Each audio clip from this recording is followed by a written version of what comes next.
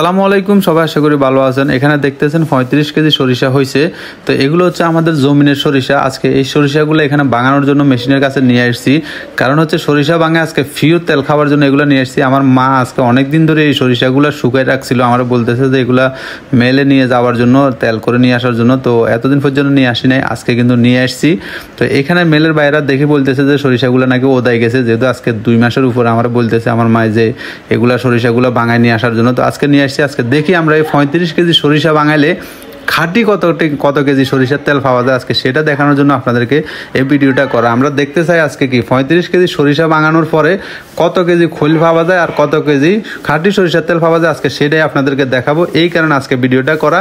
আর একটা কথা আপনাদেরকে বলে রাখি, আমি কিন্তু এই জীবনের প্রথম সরিষা ভাঙানোর জন্য আসছি। এই ব্যাপারে আমার কোনো অভিজ্ঞতা নাই, শুধু কি আপনাদেরকে দেখানোর জন্য আর আমি নিজে একটু কি অভিজ্ঞতা নেওয়ার জন্য এই ভিডিওটা করতেছি। তো আসলে এই সরিষা ভাঙা দেখে আমার কাছে খুব ভালোই লাগতেছে, কারণ হচ্ছে যে কি এগুলো আগে কখনো আমি এইরকম সরাসরি দেখিয়ে নাই। তা এই প্রথম দেখতেছি যে সরিষা কীভাবে ভাঙে বা কীভাবে তেল বাইর হয়। যদিও অনেক সময় ইউটিউবে দেখছি, কিন্তু সরাসরি এভাবে কখনো দেখি নাই। তো আজকে দেখতেছি যে কীভাবে সরিষা ভাঙায়, কীভাবে তেল খাঁটি সরিষার তেল বাইর করে। এই যে দেখছেন এখানে কত সুন্দর তেল ফুটতেছে, আর এদিক দিয়ে দেখেন সরিষাগুলা একবারে খৈল হয়ে বাইরেতেছে।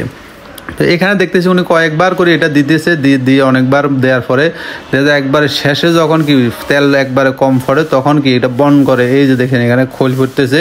তো এই যে সরিষার তেলগুলো দেখতেছেন। তবে এই সরিষার তেলগুলো অনেকে বলে যে সরিষার তেল নাকি শরীরের জন্য ক্ষতিকর, অনেকে বলে। আবার অনেকে বলে যে কি ইউরোপ আমেরিকাতে নাকি সরিষার তেল ব্যবসাটাই নিষিদ্ধ করে দিছে।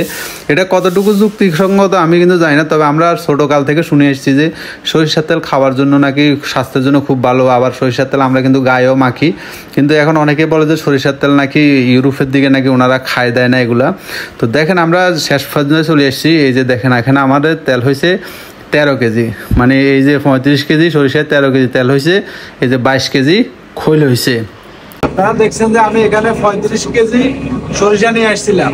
35 কেজি সরিষা সিবানির কষি সিবানির হরে যায় 13 কেজি তেল পাইছি, মানে খাঁটি সরিষা তেল পাইছি 13 কেজি, আর খৈল পাইছি আপনার 22 কেজি। এখন এই সরিষা কিনি, এই সরিষারে সিবি খাইলে কি সরিষার ভিতরে তসাই বলি, মানে লাভ হইব না লস হবো? একটা কমেন্ট করে জানাই। জীবনে প্রথম কিন্তু সরিষা সিবাইছি, মনে রাখি।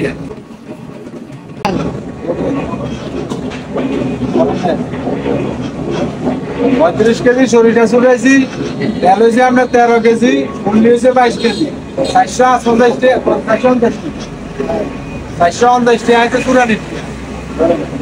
লাভ হয়েছে না লস হয়েছে আপনারা কমেন্ট করে জানাই। না, হ্যাঁ, এত বুঝাই না।